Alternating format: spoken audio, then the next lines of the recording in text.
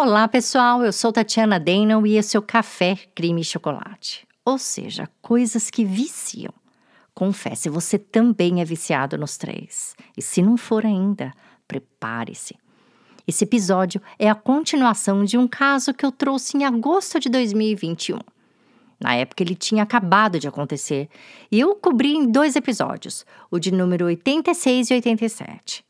A ideia era prosseguir com um terceiro sobre o julgamento, mas o caso acabou sendo virado de cabeça para baixo, com o julgamento sendo inclusive cancelado. De lá para cá, eu segui colocando as atualizações nas newsletters de apoiadores, mas agora que o caso foi retomado pela Justiça, eu resolvi atender aos muitos pedidos de vocês e trazer um episódio de atualização. Só que dessa vez, além da atualização, eu também regravei os episódios anteriores, porque eles eram daquela época que eu, mal sabia regular o volume dos áudios aqui do podcast. E já que o caso está voltando com tudo, eu resolvi deixar os episódios à altura.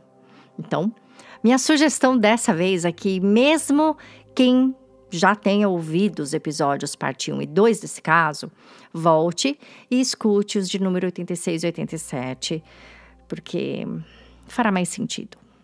E outra, o episódio 87 eu não só regravei, como eu também corrigi algumas coisas que não estavam muito bem explicadas na primeira versão. E depois que alguns documentos foram liberados sobre esse caso, eu pude colocar tudo de forma 100% ali, tá bom?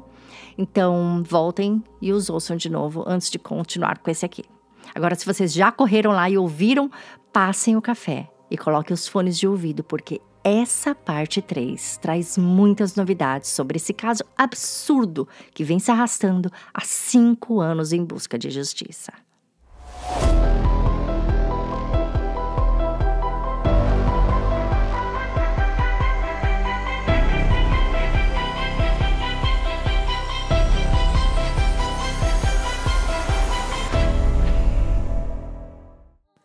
O episódio de número 87 terminou com Barry sendo libertado sob fiança e uma reviravolta surpreendente acontecendo em 28 de abril, poucos dias antes do início do julgamento, quando os promotores pediram ao juiz que arquivasse o caso sem julgamento do mérito, o que significava que eles poderiam apresentar acusações novamente no futuro. E o juiz concordou, com os promotores explicando que não estavam arquivando o caso porque acreditavam que Barry era inocente. Eles só queriam mais tempo para procurar pelos restos mortais de Suzanne e admitiram que, sem o corpo dela, simplesmente não tinham o suficiente para obter uma condenação. Isso somado ao fato da promotora Linda Stanley ter sido acusada de má conduta por ter omitido provas possivelmente exculpatórias, como, por exemplo, o DNA de 3 agressores sexuais coletados do carro, capacete e bicicleta de Suzanne Morfield. E eu vou começar esse episódio com o que se sabe sobre esses perfis de DNA. Pois bem, quando o capacete de Suzanne foi encontrado, ainda na noite de domingo do Dia das Mães, quando ela desapareceu em 2020, a polícia constatou que não havia nenhuma impressão digital nele. Porém, mais tarde, quando tanto o capacete quanto a bicicleta passaram por testes mais avançados de coleta de evidências, foi encontrado um perfil parcial de DNA na cinta de ajuste do capacete, que chamaremos aqui de DNA 1, tá? Um outro perfil parcial também, diferente desse, foi encontrado na parte de couro do banco da bicicleta, e chamaremos esse de DNA 2. Depois, um terceiro perfil parcial foi encontrado no porta-luvas da Range Rover de Suzanne. Embora parciais, todos esses 3 perfis eram diferentes um do outro e quando foram jogados no Cores, eles voltaram negativos para comparações com agressores cadastrados no sistema. Porém, eles vieram positivos para evidências de outros crimes. Isso significa que o mesmo perfil de DNA foi encontrado em evidências coletadas de outros crimes, mas seus donos nunca foram localizados. Outro fato intrigante é que nenhum desses outros casos, que foram de crimes de roubo e agressão sexual, aconteceram no Colorado. Especialistas em genealogia forense apontam para a possibilidade do DNA encontrado na bicicleta e no capacete ser de alguém que tenha trabalhado na montagem ou em alguma etapa da industrialização desses objetos. E essa pessoa também pode ter cometido crimes nos estados que o resultado do CODIS apontou. No caso do porta-luvas, alguém que já fez algum trabalho no carro e encostou no porta-luvas também cometeu um crime de agressão sexual contra alguém, mas nunca foi pego. Eu vou dar um exemplo para vocês. Vamos supor que um cara chamado Joe tenha encostado no porta-luvas de Suzanne. Ele poderia ser funcionário de um lava-rápido, um manobrista, mecânico. Encostou. E aí ele deixou ali ligeiramente o DNA de toque dele, né? Tão ligeiramente que apenas um perfil parcial foi possível de ser construído pelo laboratório. Quando esse perfil dele foi jogado no CODIS, ele deu um match com um perfil coletado de um esperma de uma vítima de estupro lá em outro estado. Ele não deu um match com ele, porque ele provavelmente nunca foi preso e nunca foi alvo de nenhuma investigação que tenha feito com que ele fornecesse a amostra de seu DNA e esse DNA ficasse cadastrado no CODIS. Ou seja, até então, ninguém nem sabe quem ele é. E a incógnita vai ainda além. Como o perfil dele é apenas parcial, a pessoa, dona desse DNA do porta-luvas, esse Joe, não precisa necessariamente ser o estuprador do outro caso lá em outro estado. Ele pode ser apenas um parente. Se formos até considerar a quantidade de parentes que compartilham parcialmente um DNA, estamos falando na possibilidade de quase todos nós darmos um match com algum caso criminal. Basta um parente biológico cometer um crime e deixar evidências para trás. E nem vamos falar sobre a quantidade de perfis de DNA que provavelmente carregamos diariamente em nossos carros, nossos pertences e até em nosso corpo quando interagimos com alguém. Mesmo assim, esses achados deveriam ter sido reportados no inquérito.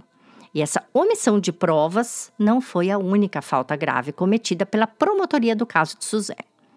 Vários outros erros no processo judicial foram cometidos, como desaparecimento de vários e-mails entre investigadores e peritos.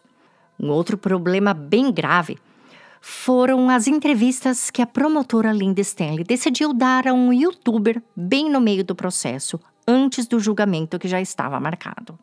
Pois é, isso mesmo. Em 15 de maio de 2021, Mike King, apresentador do canal de YouTube Profiling Evil, enviou uma mensagem de texto para a promotora Linda Stanley, pedindo mais informações sobre o rifle de dardos que Barry Morfield supostamente teria usado para matar Suzanne. Mesmo com o processo estando ainda em andamento, às vésperas de um julgamento, Linda não hesitou e respondeu, abre aspas, eu vou ver o que eu posso fazer. Só porque é você, hein, Mike? Vou dar uma olhada. Fecha aspas.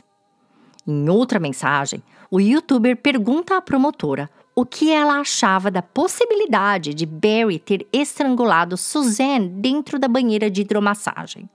E, novamente, de forma ilegal e antiética, Linda Stanley respondeu, abre aspas, não sei... A gente só sabe que não tinha sangue envolvido, pois a banheira de hidromassagem estava vazia, com crostas ao redor das áreas de drenagem, indicando que não era usada há muito tempo. Mas continue a me mandar ideias, Mike. Fecha aspas. Mike King manda ainda uma terceira mensagem à promotora, perguntando sobre as chaves do carro de Suzanne. E ela responde dizendo que achava que Suzanne nunca o trancava e deixava sua bolsa sempre dentro do carro. Com todas essas evidências de má conduta, a promotora foi demitida e perdeu sua licença para exercer o direito. Em seguida, o juiz Ramsey Lema pediu demissão do cargo público de magistrado e voltou a trabalhar como advogado abrindo seu próprio escritório. Mesmo com tudo isso, Barry não se viu completamente em paz ou livre. Ele foi liberado das acusações de homicídio e ocultação de cadáver, mas ainda respondia por tentativa de suborno de testemunha e por ter votado no lugar de Suzanne nas eleições presidenciais. E por essas duas acusações, ele foi obrigado a usar uma tornozeleira eletrônica e comprometer-se em não sair do condado. No início, tudo funcionou bem, porque Barry foi direto da prisão para a casa de sua namorada, Shoshana Dark. Isso mesmo, namorada.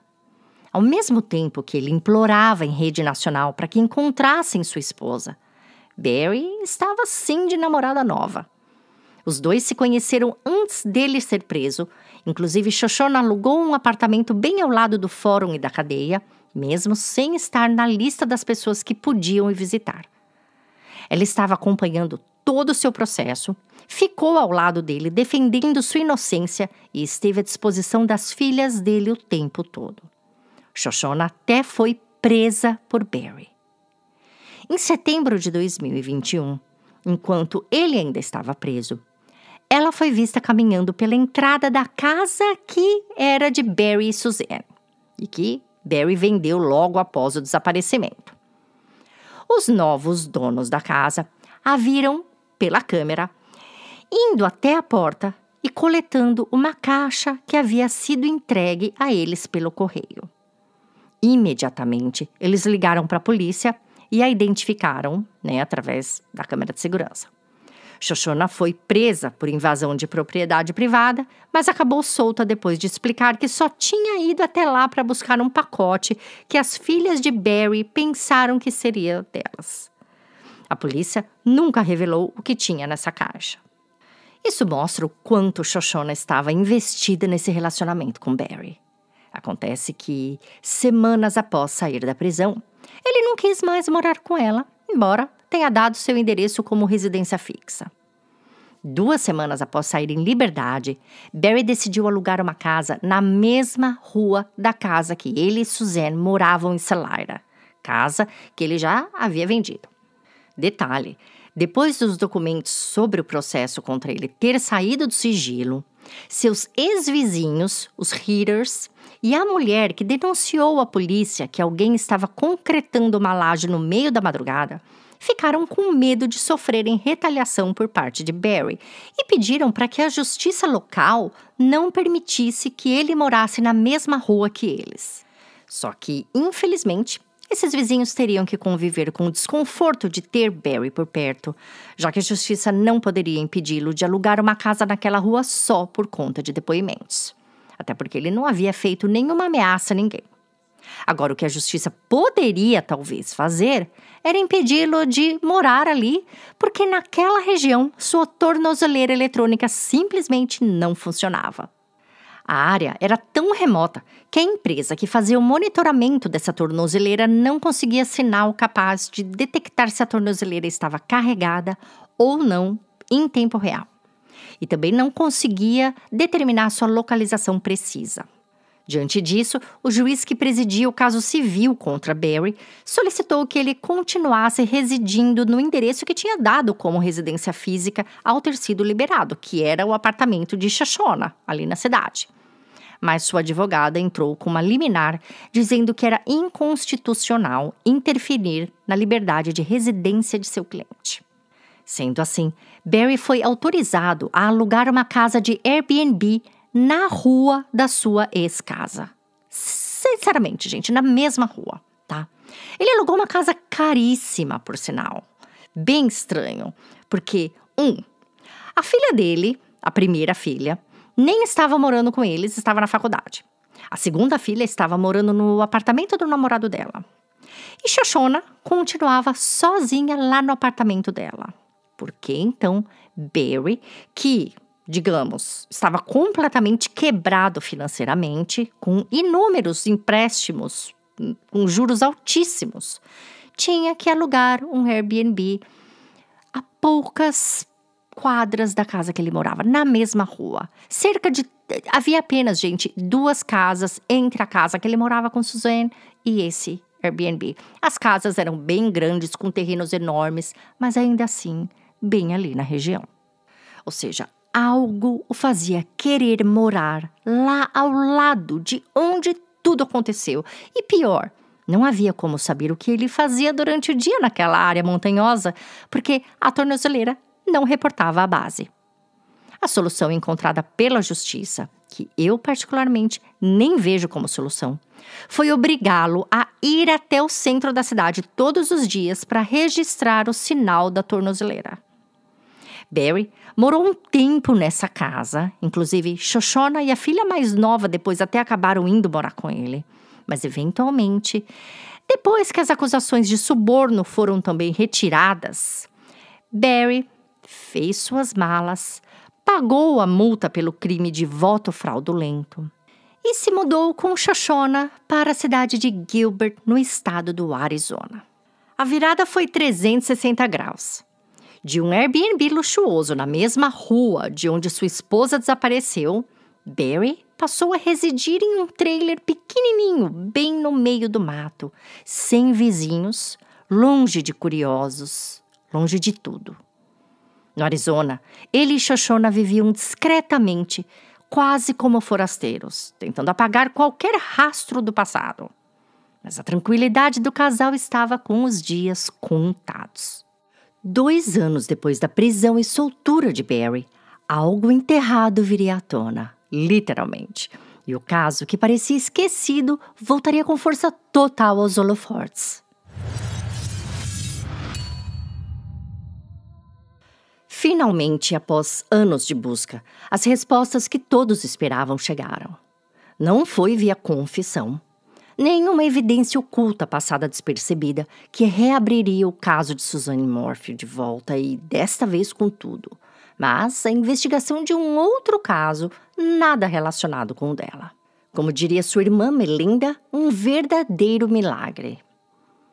No dia 28 de setembro de 2023, mais de 3 anos após o desaparecimento de Suzanne, uma equipe de buscas da cidade de Moffett, no Colorado, 57 quilômetros sul da antiga casa dos Morpheus, estavam à procura de pistas que os levassem ao paradeiro de uma mulher chamada Edna Quintana, que havia desaparecido em maio daquele mesmo ano no condado de Saukett.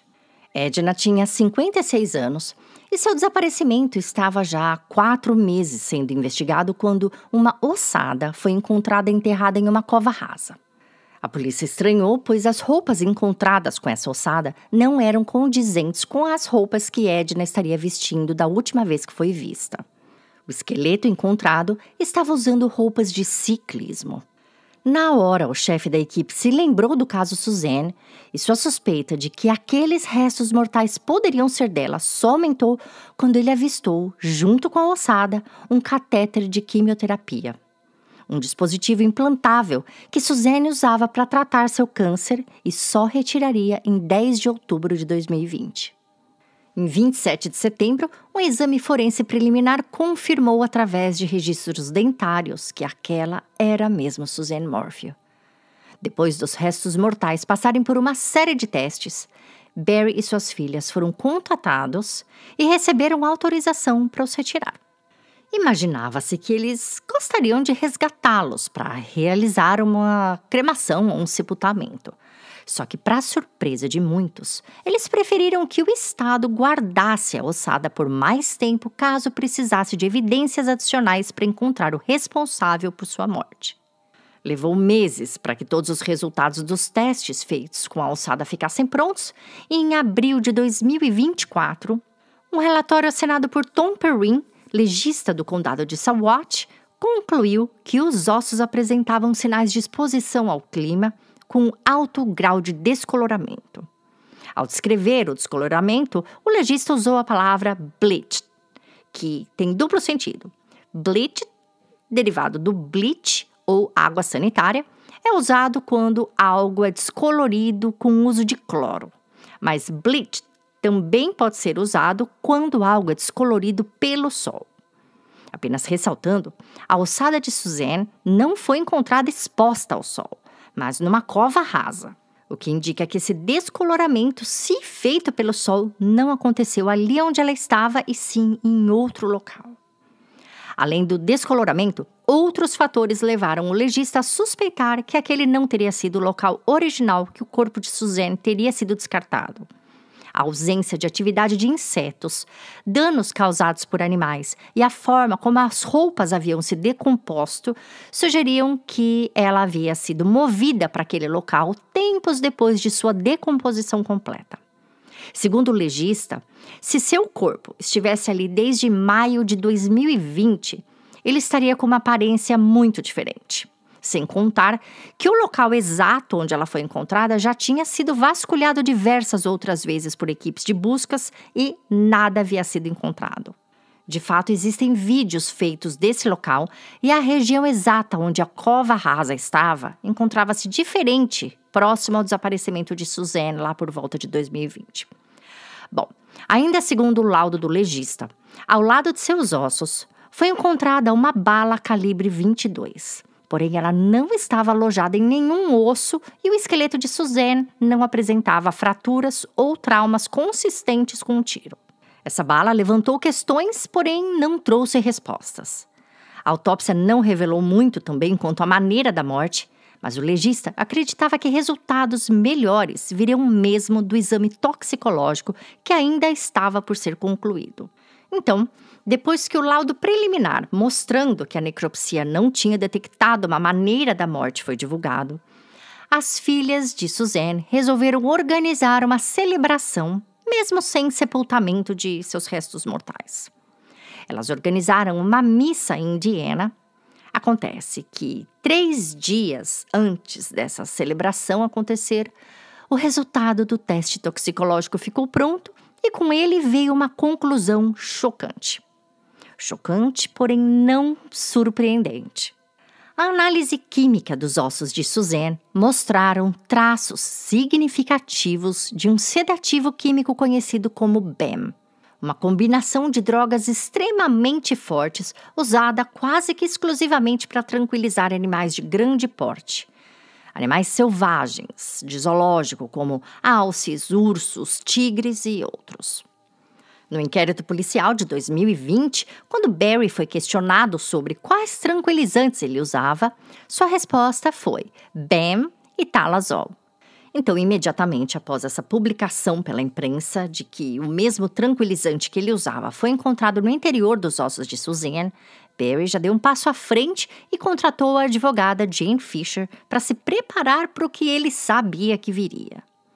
Sem medo aparente da imprensa ou da opinião popular, ele surpreendeu a todos quando, no dia 4 de maio, entrou na igreja onde estava acontecendo a celebração de vida de Suzanne, em Indiana, e se sentou no público ali como se nada tivesse acontecendo.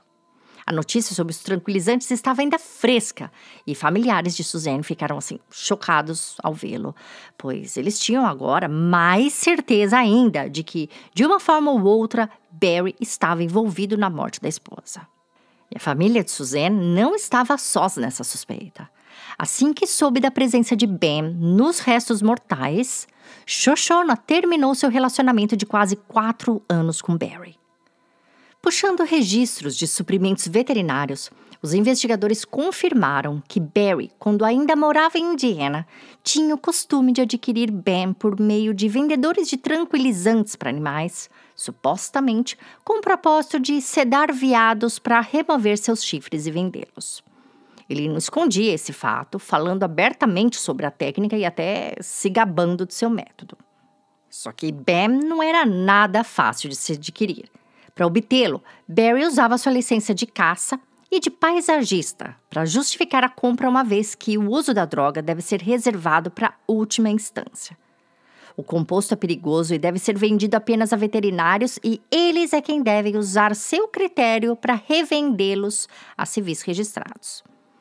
Todos os 3 medicamentos que compõem o BAM foram encontrados na medula óssea de Suzanne. Então, era preciso saber quem, além de Barry, poderia ter acesso ao composto. E foi aí que veio a surpresa. A única pessoa com receita para BAM no Colorado inteirinho, desde 2018, era ninguém menos que Barry Morphy. Isso mesmo. De todos os veterinários do estado, apenas um deles tinha um cliente para BAM, Barry. Bom, finalmente o Estado tinha algo realmente palpável dessa vez, né? Uma motivação, um corpo e uma arma, o tranquilizante. Um pacote de evidências que eram, assim, impossíveis de serem contestadas. Principalmente depois dos testes terem revelado que o corpo de Suzanne havia começado a metabolizar a droga antes dela morrer, o que significa que sua morte não havia sido instantânea. Veio à tona, então, o fato dos investigadores nunca terem conseguido localizar uma cooler de tamanho gigante que Barry usava para colocar seus animais após a caça. Uma cooler que colegas afirmaram que ele tinha. Suas filhas também mencionaram e fotografias mostravam ele em posse dessa cooler. Barry nunca soube explicar onde ela poderia estar e como tratava-se de uma cooler grande o suficiente para carregar um corpo humano, a falta dela nunca saiu do radar da polícia. Agora, sabendo que Suzanne teria mesmo sido atingida por dados tranquilizantes e seu corpo movido durante os quase 3 anos que ficou desaparecida, um cenário mais completo e coerente começava a se formar. Como o corpo dela foi encontrado no condado de Saguache, o arquivo todo do caso foi transferido para esse departamento e, com os resultados forenses em mãos, o caso foi levado a um grande júri, que revisou meses de evidências, incluindo a toxicologia, os registros veterinários, as próprias declarações de Barry e as antigas evidências comportamentais que sustentavam a acusação original, resultando em algo que a família de Suzanne tanto esperava: um segundo indiciamento. No dia 20 de junho de 2025, um grupo de juízes estaduais apresentaram uma acusação criminal contra Barry Morfield sob os crimes de homicídio em primeiro grau, abuso de cadáver e outras acusações adicionais que ainda estão sob sigilo. Barry Morfield foi preso novamente, desta vez não no Colorado, mas em Gilbert, no Arizona, onde estava morando.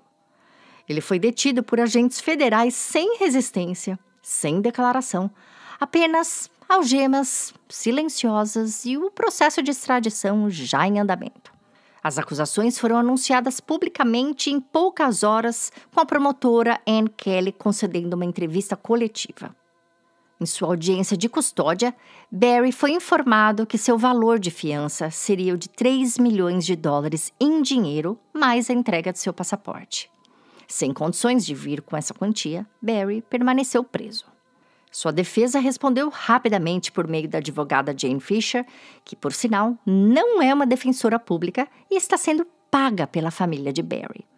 Em uma declaração, ela se referiu à nova acusação como fraca e uma mera repetição da acusação anterior, insistindo que seu cliente é inocente e não poderia ter matado a esposa porque ele havia saído cedo para trabalhar em Denver na manhã do Dia das Mães de 2020.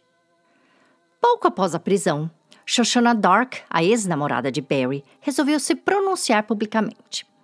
Em uma entrevista à repórter Susanna Green, do jornal Daily Mail, no dia 24 de junho de 2025, Shoshana contou que conheceu Barry cerca de 5 meses depois do desaparecimento de Suzanne Morfield, enquanto os dois estavam descartando lixo orgânico proveniente de jardinagem em uma lixeira pública.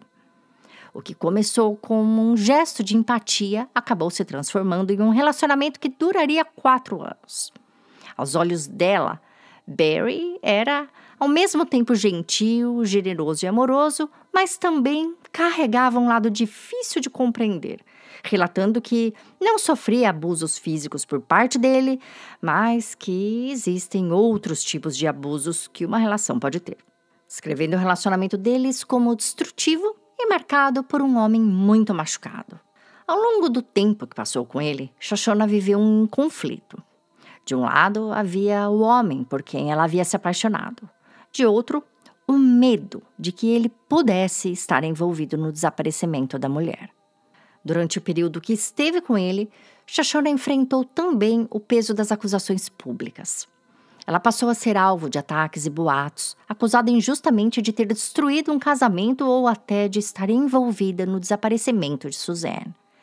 Segundo ela, o bullying foi constante e as coisas que ela ouvia eram realmente aterrorizantes. incluindo ameaças de morte.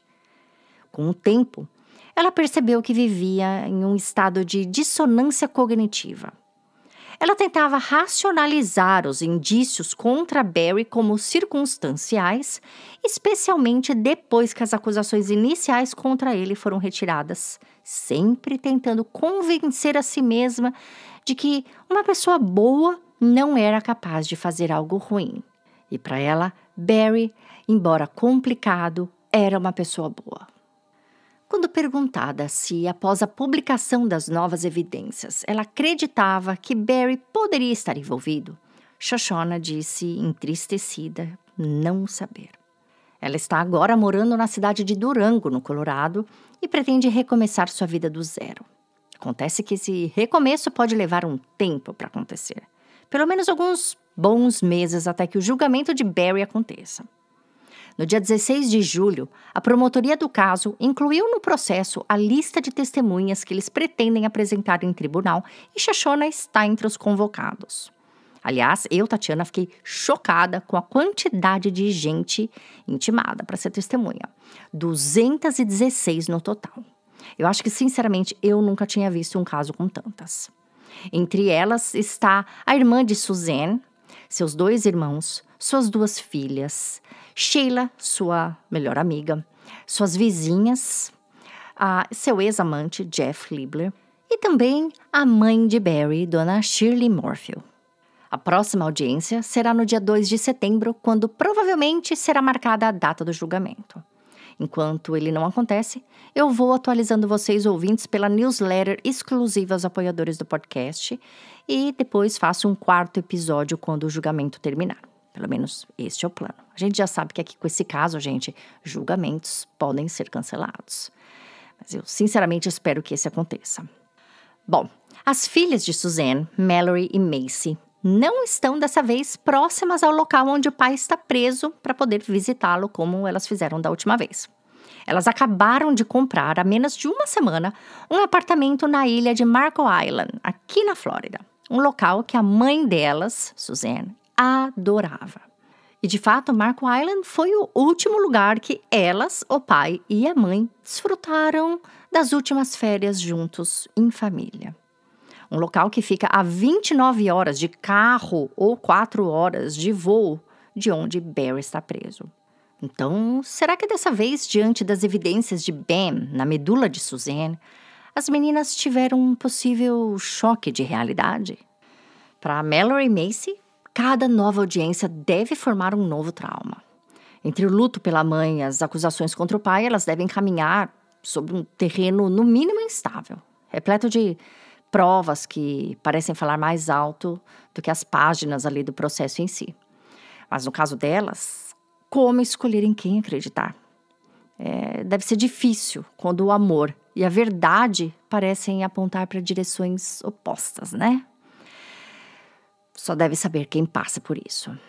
Bom, gente, agora uma curiosidade sobre o caso é que a odontologista forense que analisou a ossada de Suzanne é a mesma que analisou os restos mortais de Gannon Stock, um outro caso contado aqui no podcast. Ela depôs no julgamento contra Leticia Stock e agora vai depor também no de Barry. Bom, agora eu vou ficando por aqui e espero os comentários de vocês nas redes sociais ou no campo de comentários do Spotify. Fotos vocês encontram no nosso perfil do Instagram ou também no nosso site. Aliás, se vocês ouvintes que estão me escutando agora não seguem nosso perfil do Instagram, considerem seguir, porque isso ajuda muito na divulgação do podcast, gente, muito mesmo, e eu agradeço. Além disso, eu sempre coloco por lá calendários da nossa programação e outras coisitas a mais. Vira e mexe tem uma live, vale a pena, tá?